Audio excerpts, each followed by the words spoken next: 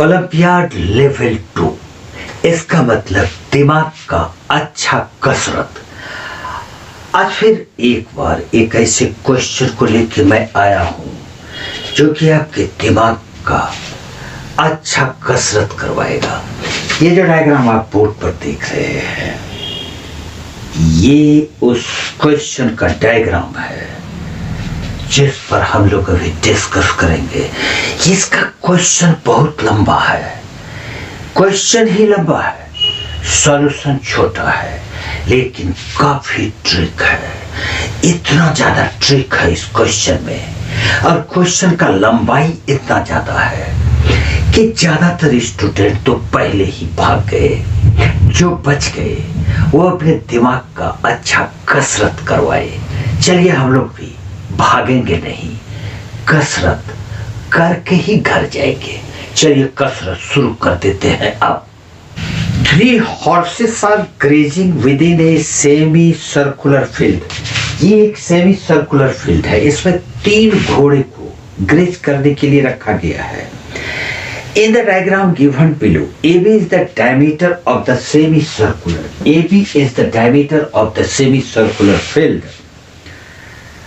With center O. Horses are tied up at P, R and S. 3 जगह पर 3 घोड़े को बांधा गया। एक यहाँ पर P है, एक यहाँ पर Q है और एक यहाँ पर S है। 3 घोड़ों को बांधा गया है। इस प्रकार से बांध दिया गया। अब आप जैसा क्वेश्चन में देख रहे हैं कि इसमें जो 2 सेमी सर्कुलर फील्ड है, सेमी सर्कुलर एरिया है, फील्ड का एक हिस्सा है। एक हॉर्स यहाँ पर इस एरिया को ग्रेज करेगा, दूसरा इस एरिया को ग्रेज करेगा, लेकिन तीसरा हॉर्स जो कि एस पर बांधा गया है वो एक सर्कुलर फील्ड को ग्रेज करेगा। तो 3 घोड़े कितने एरिया को ग्रेज कर सकते हैं आप समझ गए होंगे। अब क्वेश्चन है, the horses tied at P and R can graze within the P and Q. The horses tied at P and Q can graze the semicircular region, and the horse at S can graze within the circular region. Now, the percentage of the area of the semicircle with diameter AB that cannot be grazed by the horses, यानी ये तीनों घोड़े कौन सा percentage area graze नहीं कर पाएंगे। किसी भी सर्कल या सेमी सर्कल का डायमीटर या रेडियस गिवन नहीं है। अब बताइए इस क्वेश्चन को कैसे सॉल्व करें हम। ये सेंटर है, अगर हम मान लेते हैं ये वाला जो सेमी सर्किल है, ये वाला, ये सेमी सर्किल और ये सेमी सर्किल, ये दोनों सेमी सर्किल का डायमीटर इक्वल है, रेडियस इक्वल है, क्योंकि O is the mid point of AB question में गिवन है। हम मान लेते हैं कि ये इसका रेडियस R है, इसको R मान लिया, कैपिटल R। तो जब ये R हो जाएगा तो ये BP भी R हो जाएगा, ये इतना सा R हो गया और ये भी R हो गया। ये तो P इसका सेंटर है, R इतना सा होगा, तो इस तरह से ये भी R हो जाएगा इतना सा, और ये भी R ही हो जाएगा।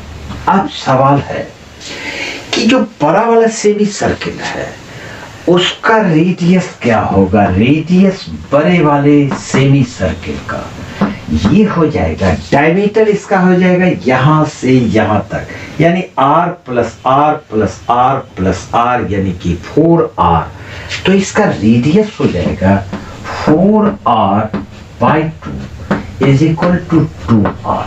बड़ा वाला जो सेमी सर्कुलर फील्ड है उसका रेडियस 2R हो जाएगा। अब देखिए हम लोग ऐसा करते हैं कि ये S को P से ज्वाइन कर दिए, इस प्रकार से इसको ज्वाइन कर दिया गया, और O से S को इस प्रकार ज्वाइन कर दिए। ठीक है, क्लियर है। अब देखिए कि ये R है, ये जो सर्किल है, सर्किल मैं बोल रहा हूं सर्किल, इसके रेडियस को हम लोग छोटा r मान लेते हैं, स्मॉल r मान लिया। दोनों को कैपिटल R मानोगे तो कंफ्यूजन होगा, तो छोटा r मान लेते हैं, स्मॉल r, इस सर्किल के रेडियस को। अब यहां पर देखिए, इसको प्रोड्यूस कर देते हैं, तो ये यहां से यहां तक, इसका नाम हम लोग कुछ दे देते हैं, A B P Q R S, इसका नाम T दे देते हैं, इस पॉइंट का नाम T। तो TO कितना हो जाएगा? TO is equal to TO। अब देखिए, ये यहां से यहां तक, ये बड़े वाले सेमी सर्किल का तो रेडियस ही है, यानी कि TO is equal to radius of the big semi circle. बड़े वाले सेमी सर्किल का ये रेडियस होगा, और बड़े वाले सेमी सर्किल का रेडियस हम लोग 2r फाइंड कर चुके हैं, तो ये 2r ही होगा। अब OT अगर 2r है तो OS कितना होगा? OS इज इक्वल टू, हम लिख सकते हैं OS को लिख सकते हैं OT minus TS, OT minus TS। OT यहां से यहां तक और TS यहां से यहां तक, पूरा में इसको सब्ट्रैक्ट करेंगे, OS फाइंड हो जाएगा। तो OT is equal to 2r, ये 2r है, और माइनस TS क्या है?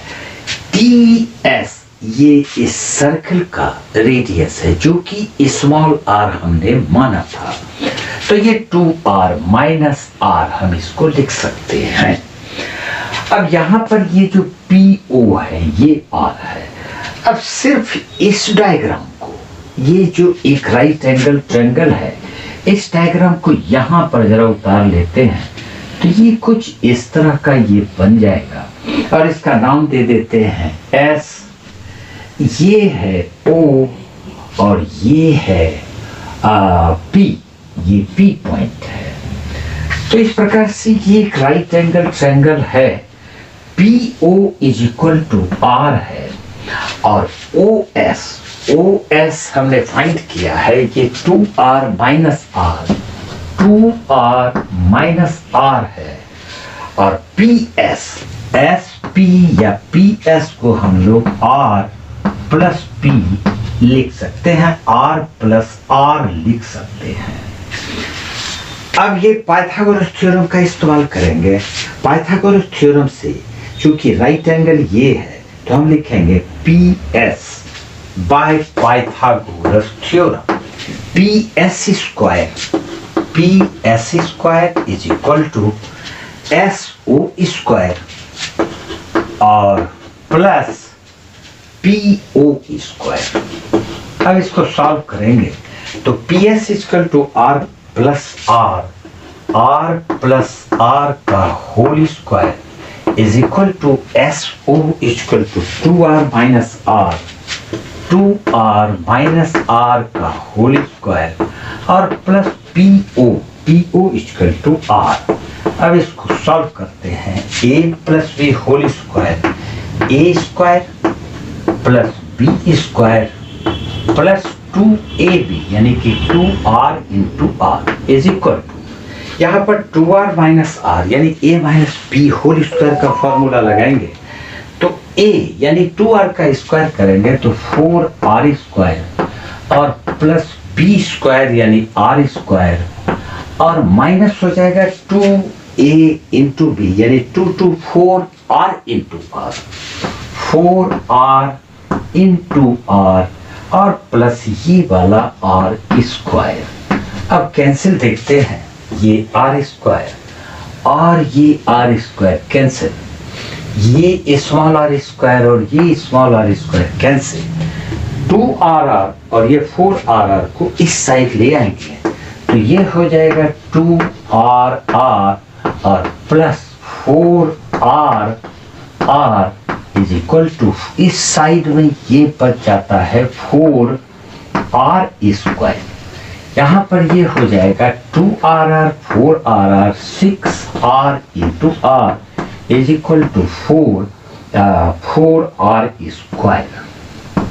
अब ये एक R स्क्वायर के साथ ये एक R कैंसिल करेंगे और ये बच जाता है 6R is equal to 4R, therefore R is equal to 4R by 6, इसको भी कैंसिल करेंगे 2/3 is equal to 2R bye 3।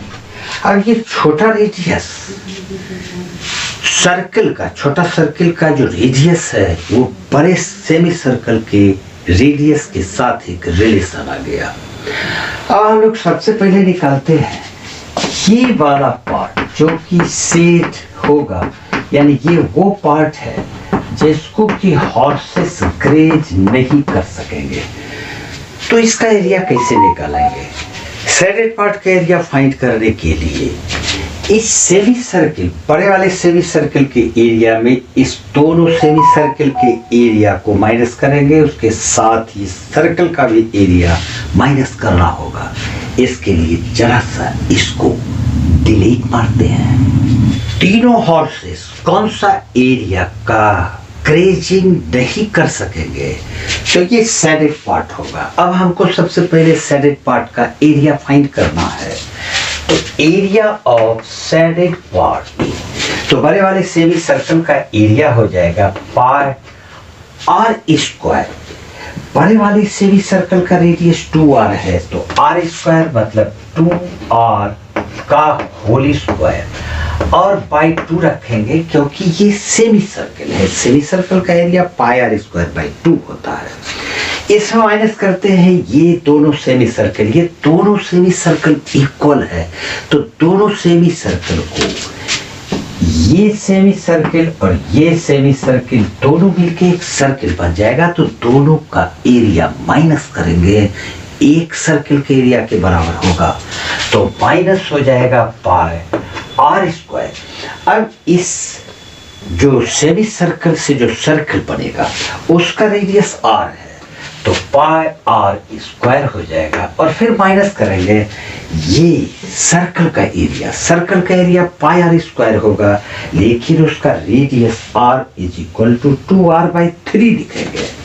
तो ये हो जाएगा पाई इंटू 2R बाई 3 का होल स्क्वायर। अब इसको सॉल्व पहले करेंगे तो पाई और ये 4R स्क्वायर बाई 2 होगा, 4R square by 2 minus pi R square और फिर माइनस पाई और इंटू ये 4R स्क्वायर, ये 2R कैपिटल R है ये, तो 4R स्क्वायर और पाई 3 का स्क्वायर 9 हो जाएगा।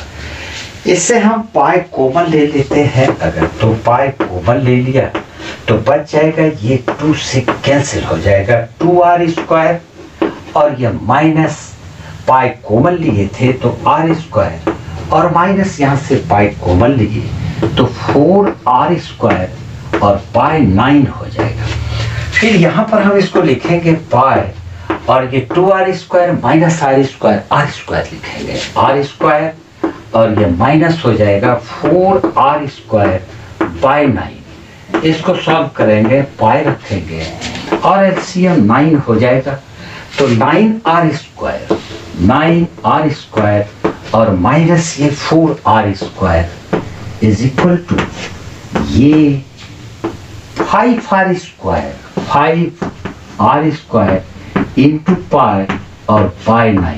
ये शेडेड पार्ट का एरिया होगा। अब हमको इसका परसेंटेज फाइंड करना है, तो परसेंटेज इज इक्वल टू जो एरिया है यानी 5 पाई R square by 9, 5 pi R square और पाई 9 लिखेंगे। इंटू 100, क्योंकि परसेंटेज निकाल रहे हैं, इंटू 100 और डिवाइड करेंगे टोटल एरिया से। तो टोटल एरिया किसका? टोटल एरिया ये बड़े वाले सेमी सर्किल का। और बड़े वाले सेमी सर्किल का area pi into 4r square by 2, pi into 4r square, और ये बाई 2 इसको 2 से कैंसिल करेंगे तो ये हो जाएगा 2 पाई इंटू r स्क्वायर। तो यहाँ पर हम लोग लिख देते हैं 2 पाई इंटू r स्क्वायर। ये r स्क्वायर कैंसिल हो गया, ये पाई भी कैंसिल हो गया, ये 2 से 50 कैंसिल होगा, इज इक्वल टू 50 इंटू 5 250 और डिवाइडेड बाय 9 इतना परसेंट होगा। अब इसको डिवाइड देंगे तो 9 to 18 और 770 9 8 72, तो अबाउट 28%। ये एग्जैक्ट वैल्यू नहीं है लेकिन अप्रोक्सीमेट लगभग 28% एरिया हॉर्सेस ग्रेज नहीं कर सकेंगे।